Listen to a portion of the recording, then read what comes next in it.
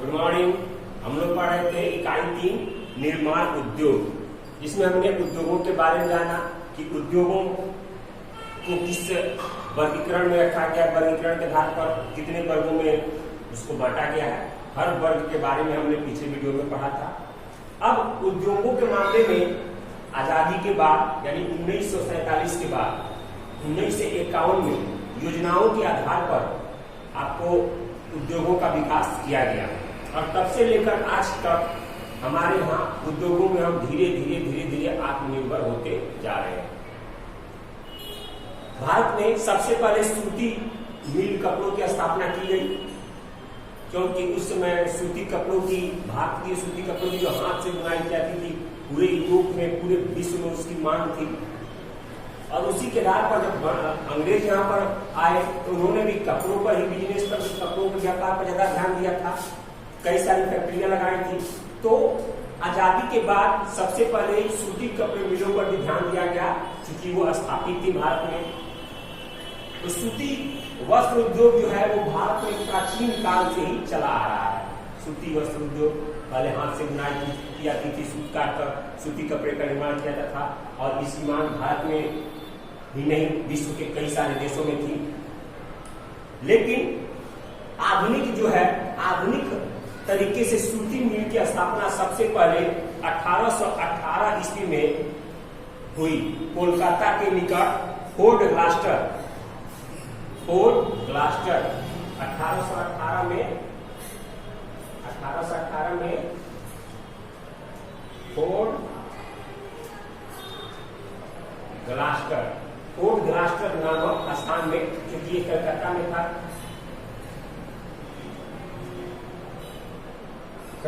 था, तो 1818 में फोर्ट ग्लास्टर नामक स्थान पर कलकत्ता में पहली सूती मिल की स्थापना की गई।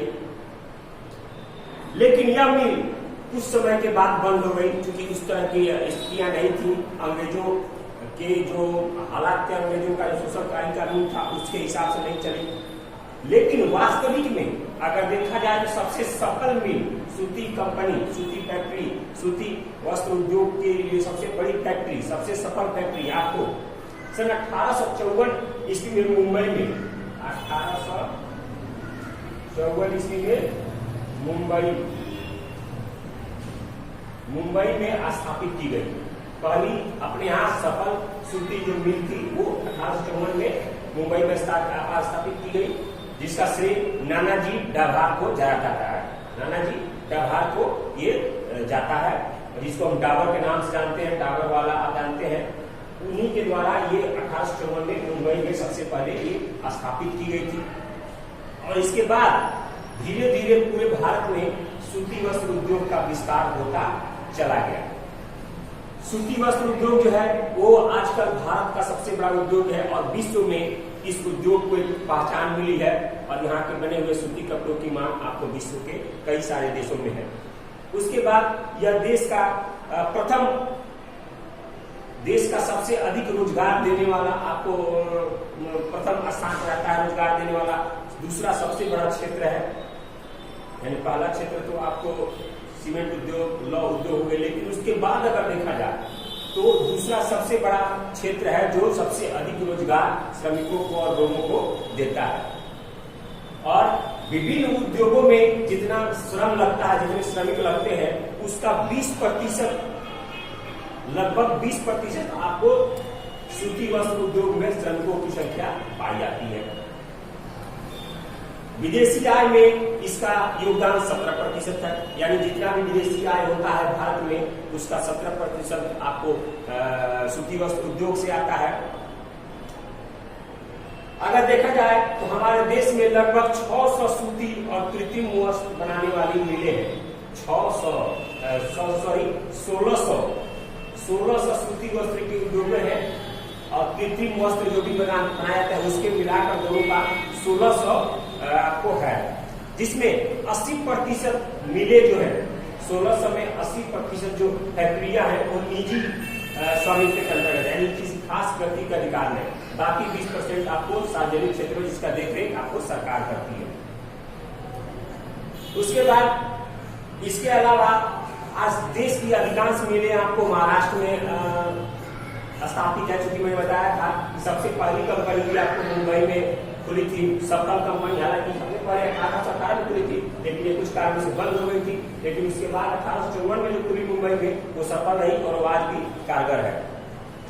उसके अलावा महाराष्ट्र के अलावा आपको सोलापुर, पुणे, वर्धा, नागपुर, औरंगाबाद, जलगांव, आपको ये सूती वस्त्र उद्योग के मुख्य केंद्र रहे हैं। गुजरात में अहमदाबाद, बड़ोदरा, सूरत, राजकोट, पोरबंदर प्रमुख सूती वस्त्र उद्योग के लिए आपको केंद्र रहे हैं और केंद्र आज भी हैं। पश्चिम बंगाल का देखा जाए तो पश्चिम बंगाल में हावड़ा, मुर्शिदाबाद, हुगली और श्रीरामपुर प्रमुख केंद्र हैं। उत्तर प्रदेश में कानपुर, मुरादाबाद, आगरा, मोदीनगर प्रमुख केंद्र हैं। ग्वालियर, उज्जैन, इंदौर, देवास ये मध्य प्रदेश में प्रमुख सूती वस्त्र उद्योग है। उसी तरह देश के हर क्षेत्र में सूती वस्त्र उद्योगों का विकेंद्रीकरण है और आपको ये काफी मात्रा में सूती वस्त्र उद्योग और जो आपको कृत्रिम वस्त्र उद्योग उत्पादित किए जाते हैं और विदेशों में भी ये निर्यात किया जाता है और अपने देश के लोगों के लिए भी सस्ते दामों पर आपको वस्त्र उपलब्ध है, जिसका उपयोग भारत के लोग करते हैं। आज सूती वस्त्र उद्योग में कई समस्याओं से ग्रसित है। इसमें उत्तम किस्म के कपास जो होता है, कपास आज भी जो प्राचीनतम किस्म के कपास थे उन्हीं का प्रयोग किया जाता है। उच्चतम किस्म के कपास यहाँ नहीं प्रयोग में लाए जा रहे हैं। कम उत्पादन करने वाली परंपरागत मशीनें आज भी काम कर रही है, यानी नई टेक्नोलॉजी की मशीनें जो है आज भी बहुत सारे मिलों में स्थापित नहीं की गई है, जिससे कम उत्पादन होता है। उसके बाद कई ऐसी जगह है जहाँ बिजली की अनियमित पूर्ति है, यानी हमेशा बिजली नहीं रहेगी। उसके बाद उत्पादकता का अधिक कृत्रिम रेशे का जो बना हुआ कृत्रिम वस्त्र जो है उससे जो एक कंपटीशन है, उस मामले वो भी एक मामला है जो कि सूती वस्त्र उद्योग फिसल रहा है। हालांकि भारत में सूती कपड़ों का निर्यात मुख्यतः सिले सिलाए कपड़ों के रूप में होता है। संयुक्त राज्य अमेरिका, यूनाइटेड किंगडम, रूस, फ्रांस, यूरोप के पूर्वी देश, नेपाल, सिंगापुर, श्रीलंका, अफ्रीकी देश भारतीय सूत्र के मुख्य आयातक देश है, यानी इन देशों में भारतीय सूती कपड़ों का निर्यात किया जाता है। भारत जापान को भी सूती वस्त्र निर्यात करता है और एक आंकड़े के अनुसार भारत में 2006-07 में 36.10 करोड़ वर्ग मीटर 36.10 करोड़ वर्ग मीटर कपड़ा भारत में तैयार किया गया। आपको 2006-07 के एक आंकड़े के अनुसार तो हम देख रहे हैं कि सूती वस्त्र उद्योग कितना महत्वपूर्ण है हमारे देश में।